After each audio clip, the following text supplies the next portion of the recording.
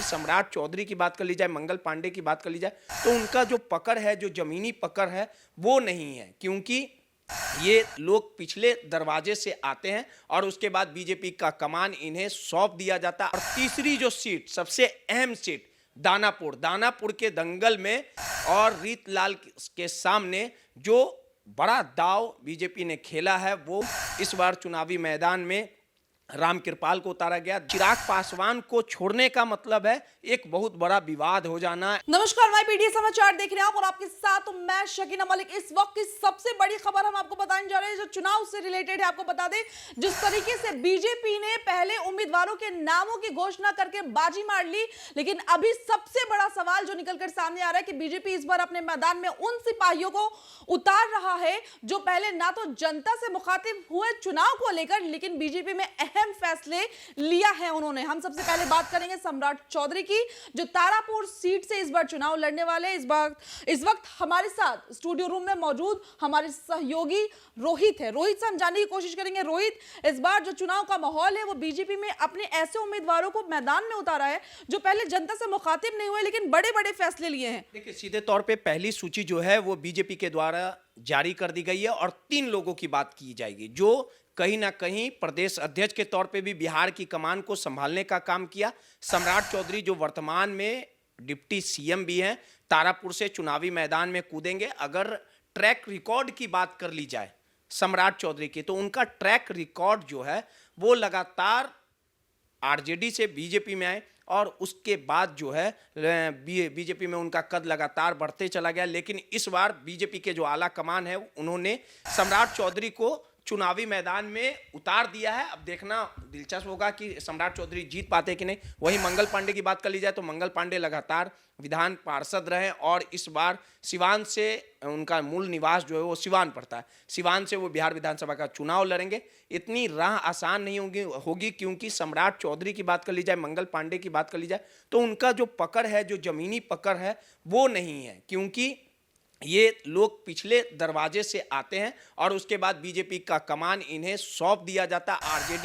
RJD के कद्दावर नेता के तौर पे सम्राट चौधरी जाने जाते थे। उनके बाद उन्होंने मांझी, जेडीयू और उसके बाद बीजेपी का दामन कहीं ना कहीं थामने का काम किया और उसके बाद देखिए कि वो डिप्टी सीएम बने। और मंगल पांडे की बात कर ली जाए तो कई वर्षों से लगातार मंगल पांडे भी मंत्री बनते हैं। स्वास्थ्य का बड़ा जिम्मा है और इस बार उन्हें चुनावी मैदान में कहीं ना कहीं उतारा गया। और तीसरी जो सीट, सबसे अहम सीट, दानापुर के दंगल में जिस प्रकार से रीतलाल यादव वर्तमान विधायक हैं और रीतलाल के सामने जो बड़ा दाव बीजेपी ने खेला है वो रामकृपाल यादव है। पाटलिपुत्रा लोकसभा का चुनाव रामकृपाल यादव ने हार गया था और ये कयास लगाए जा रहे थे कई जो बीजेपी के जो नेता हैं, जो मनोज यादव हो या दही गोप की पत्नी हो, लगातार वो इस उम्मीद में थी कि बीजेपी उन्हें टिकट देगी। लेकिन इस बार चुनावी मैदान में रामकृपाल को उतारा गया। 2 टर्मों से 2014-2019 2 लोकसभा लड़ने के बाद धमाकेदार रामकृपाल यादव ने चुनाव जीतने का काम किया था। लेकिन 2024 के लोकसभा चुनाव में उन्होंने मीसा भारती से चुनाव हार गया। एक बड़ा पकड़ पाटलिपुत्रा के ग्रामीण इलाकों में रामकृपाल का माना जाता है और रामकृपाल यादव इस बार चुनावी मैदान में रीतलाल को टक्कर दे सकते हैं क्योंकि अभी तक जो पेच है वो क्लियर नहीं हो चुका है। और ये बातें की जा रही है कि कहीं ना कहीं रीतलाल को अगर टिकट नहीं देती है तो कोई दूसरे चेहरे पे चुनाव जो है लड़ाया जा सकता है। और जो बातें थी कि दानापुर सीट वो चिराग पासवान को दिया जा रहा था, चिराग पासवान के खाते। मैं आपको इंटरप्ट करूंगी। देखिए, सुबह से जो खबरें निकल कर आ रही है, हमने अपने चैनल के माध्यम से भी बताया कि अब दानापुर सीट से रामकृपाल यादव को लेकर भी बवाल मचा हुआ था। पार्टी के लोग ही रामकृपाल यादव को लेकर बवाल नहीं मचा हुआ था। चिराग पासवान जो रुतबे और वर्चस्व, कहीं ना कहीं एनडीए में उनका वर्चस्व देखने को मिला। 29 सीट, आप समझ सकते हैं कि चिराग पासवान का किस कदर कद बढ़ा। दलित के नेता जीतन राम मांझी, उपेंद्र कुशवाहा, इन्हें 6 सीटों पे संतुष्ट करना पड़ा। तमाम जो बातें विरोध जताया सोशल मीडिया के माध्यम से, लेकिन बीजेपी के जो आला कमान थे वो मानने को तैयार नहीं थे। वो जानते थे कि चिराग पासवान को छोड़ने का मतलब है एक बहुत बड़ा विवाद हो जाना। भाजपा का जो जीत का सपना है, जो वो 2025 में एनडीए वो चाहती है कि बीजेपी फिर से वापसी करे, क्योंकि लगातार जेडीयू का क्रेज जो है वो कमते जा रहा है, क्योंकि नीतीश कुमार पर भरोसा नहीं किया जा सकता।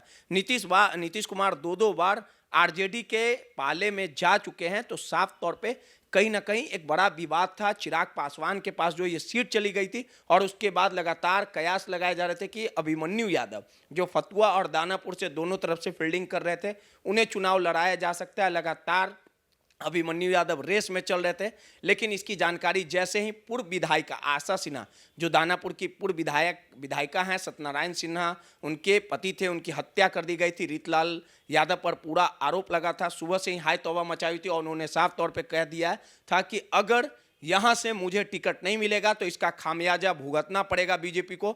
मैं फ्रंट से कहीं ना कहीं विवाद करूंगी, झगड़ा होगा और मान सम्मान की लड़ाई में निर्दलीय चुनाव लड़ने का भी लेकिन अब साफ तौर पे कहा जा सकता है कि दानापुर यादवों का गढ़ है, और यह भी माना जा रहा है कि आशा सिन्हा बगावत करेगी और विरोध करेगी और कहीं ना कहीं चुनावी मैदान में उतरेगी। लेकिन बीजेपी की राह इसी कारण आसान नहीं है, क्योंकि कई वहां के दावेदार हैं जो निर्दलीय चुनाव लड़ सकते हैं। आशा सिन्हा, दूसरा अगर बात कर ली जाए दही गोप की पत्नी प्रियंका कुमारी, उनका भी अलग पकड़ है, और एक दो ऐसे यादव उम्मीदवार हैं जो कहीं ना कहीं 10,000 12,000 का वोट ला सकते हैं। अब देखना दिलचस्प होगा कि रीतलाल यादव को टिकट दिया जाता है या आरजेडी का कौन उम्मीदवार होता है, और कैसे साख राम कृपाल यादव बचा सकते हैं। हमारे साथ अंजलि भी है। जिस प्रकार से तेजस्वी का जो है वो क्रेज बढ़ा है, तेजस्वी किस प्रकार से लोग तेजस्वी को पसंद कर रहे हैं। जी बिल्कुल बिल्कुल, हमारे साथ हमारी सहयोगी अंजलि भी मौजूद है।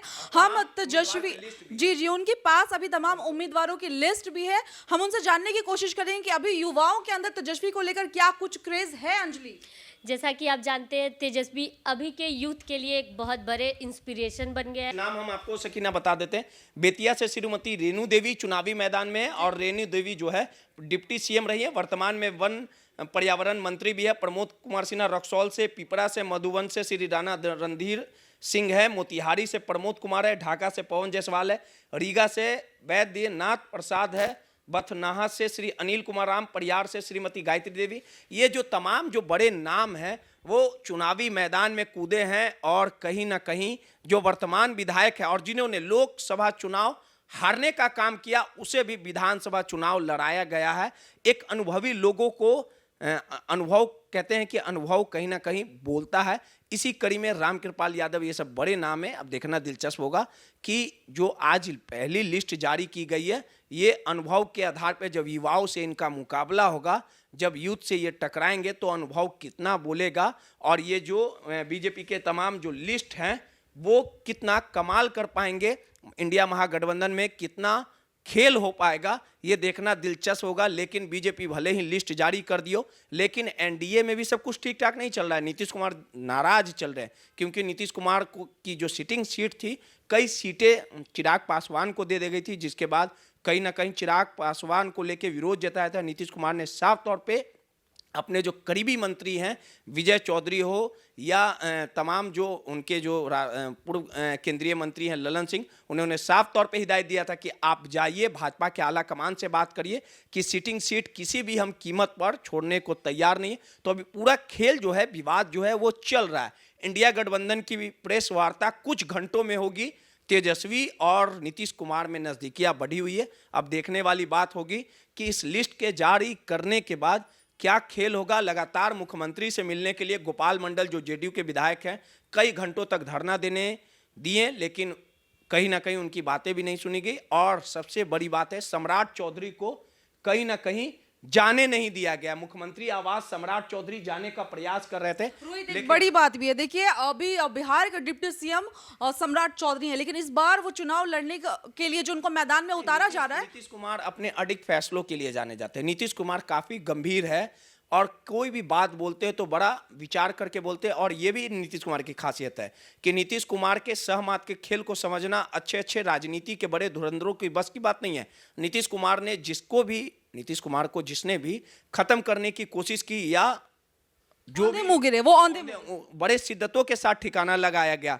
अरुण कुमार का हाल आप देख सकते हैं, जॉर्ज साहब का हाल देख सकते हैं, शरद यादव का हाल देख सकते हैं, केसी त्यागी, ये तमाम जो बड़े नाम हैं, आरसीपी सिंह, जिन्होंने नीतीश कुमार से टकराने की कोशिश की, उनका राजनीति साम्राज्य जो है नीतीश कुमार ने खत्म कर दिया। लेकिन ये अभी की लिस्ट है बीजेपी की, और जिस प्रकार से इंडिया गठबंधन अपनी पहली सूची क्या जारी करती है, किस प्रकार से सीटों का बंटवारा होता, कुछ घंटों में हर एक मामले से पर्दा उठ जाएगा। क्या ये भी कयास लगाया जा रहा है रोहित की लिस्ट में कुछ बदलाव हो सकता है? नहीं, लिस्ट नीतीश कुमार जिस तरीके से नाराज है, या फिर इस दानापुर का जो विवाद चल रहा था या कोई भी विवाद चल रहा था, नीतीश कुमार के सहमति के बाद ही ये लिस्ट जारी किया गया होगा। लेकिन नीतीश कुमार की मंशा क्या है, नीतीश कुमार की प्लानिंग क्या है, नीतीश कुमार की रणनीति क्या है, क्योंकि इंडिया गठबंधन में सब कुछ ऑल इज वेल नहीं चल रहा है। कांग्रेस लगातार अधिक सीटों को लेके अड़ी हुई है। इसको लेके कल तेजस्वी यादव भी दिल्ली गए थे, जैसा जानकारी आया, सूत्रों के हवाले से खबर आई कि राहुल गांधी ने तेजस्वी से मुलाकात नहीं की। लगातार बीजेपी के कुछ बड़े नेता जो हैं वो दिल्ली में डेरा डंडा डाले हुए हैं। अगर सब कुछ फिक्स हो गया है तो कुछ घंटों में तेजस्वी और इंडिया गठबंधन के जो घटक दल रहेंगे वो तमाम बैठ के साथ में प्रेस वार्ता करेंगे। सब कुछ ठीक होगा कि नहीं होगा, कि गठबंधन तोड़ने का ऐलान होगा, कि अलग राह पकड़ी जाएगी, या तीसरा मोर्चा का निर्माण होगा, या तेजस्वी की रणनीति क्या रहेगी, सब आने वाले समय में कहीं ना कहीं साफ हो जाएगी। बहुत बहुत शुक्रिया रोहित। देखिए हमारे साथ हमारे सहयोगी रोहित और अंजलि मौजूद थे। चुनावी दौर में जिस तरीके से हम लगातार आपको अब तक सारे अपडेट्स देते नजर आ रहे हैं, और ऐसे में सबसे बड़ी खबर निकलकर जो आ रही थी वो बीजेपी की तरफ से थी, यानी कि उम्मीदवारों की लिस्ट जो है वो सामने आ गई थी। लेकिन इस बार मैदान में कुछ ऐसे लोग उतरे हैं, कुछ ऐसे सिपाही उतरे हैं बीजेपी की, जिन्होंने अब तक जनता से डायरेक्ट संवाद नहीं किया था। फिलहाल इस खबर में इतना ही। आपको क्या लगता है, आप अपनी राय हमारे साथ जरूर साझा करें। मुझे दे इजाजत, धन्यवाद।